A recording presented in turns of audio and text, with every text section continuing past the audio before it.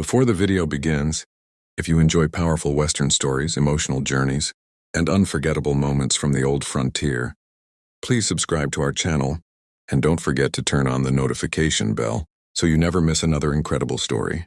For 10 years, the rancher slept alone, not because he wanted solitude, but because grief had claimed every inch of his bed long before sleep ever could. Elijah Boone lay each night on the far edge of the mattress, the side nearest the window, leaving the rest untouched, exactly as it had been since the night his wife died. Dust gathered where a body should have been. Silence settled where breathing once lived. The ranch house, once alive with laughter and the soft shuffle of boots, now creaked like an old man remembering better days. Every dawn found Elijah awake before the sun, sitting up in bed, staring at the empty space beside him like it might suddenly explain itself. They said time heals. The men at the trading post said it. The preacher said it. Even the land itself seemed to whisper it when the wind moved through the tall grass.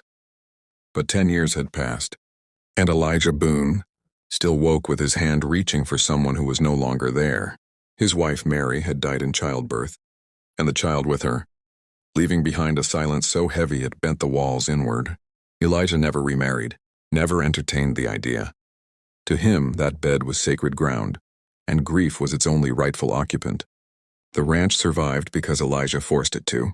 He worked harder than any man in 3 counties, not because he loved the land, but because work kept memory at bay. Sunup to sundown, he rode fence, broke horses, fixed windmills, and drove cattle. At night, exhaustion pulled him into bed, but sleep never stayed long. He would lie there listening to the house breathe, listening for a voice that never came. Then one autumn evening, a rider appeared at the edge of his property, a woman on a tired horse, dust-covered, shoulders stiff with long travel. Elijah recognized her the moment she dismounted, though it had been years since he'd last seen her. Sarah Whitmore, Mary's younger sister. She looked older now, thinner, eyes carrying a weight that matched his own. She didn't smile when she saw him. She didn't need to. "I've got nowhere else to go," she said quietly. Elijah nodded once and took her horse's reins. That night he gave her Mary's old room. He told himself it was temporary. Everything was temporary. He didn't know yet that the quiet balance of his grief was about to break. Not with passion, not with scandal, but with something far more dangerous. Healing. And healing, Elijah Boone would soon learn, does not ask permission. If this story already has you hooked, make sure you subscribe to the channel. Powerful Western tales like this come every week. Sarah never spoke of why she'd come, and Elijah never asked. They lived side by side like 2 ghosts sharing the same haunting. She cooked, cleaned, and helped on the ranch without complaint. She rose early and worked late. Some nights, Elijah would catch her standing on the porch, staring out at the land the same way Mary once had. It hurt, but it also grounded him. For the first time in years, the house felt occupied, not alive but no longer dead. Then came the night the fever struck. Elijah collapsed after sunset, shaking, burning, barely able to stand. Sarah found him on the floor beside the bed he had never shared again. She tried everything: cool water, prayers, whispered words meant to keep a man tethered to the world. But the fever worsened, and Elijah drifted in and out of consciousness, calling Mary's name, begging forgiveness for sins Sarah didn't know he carried. There was only one way to keep him alive through the night. She moved him into bed, stripped away the soaked clothes, and lay beside him, not as a lover, not as a trespasser, but as a guardian. She held him steady when the shaking came. She kept him from falling into the dark. She claimed that bed not for desire, but for duty. When Elijah woke at dawn, the fever broken, he felt warmth beside him, real.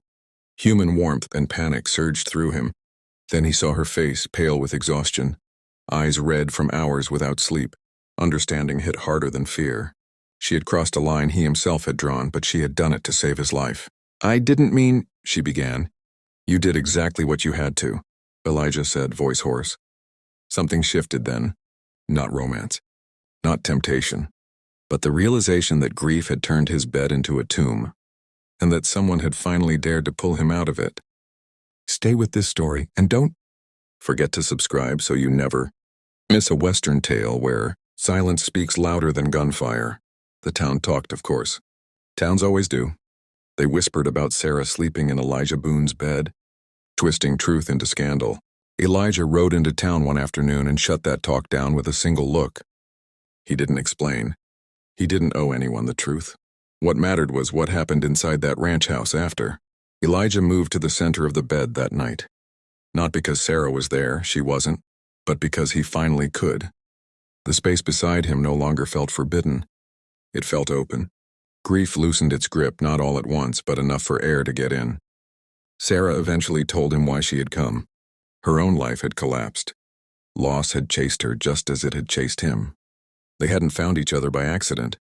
They had found each other because broken people sometimes recognize the sound of another breaking heart.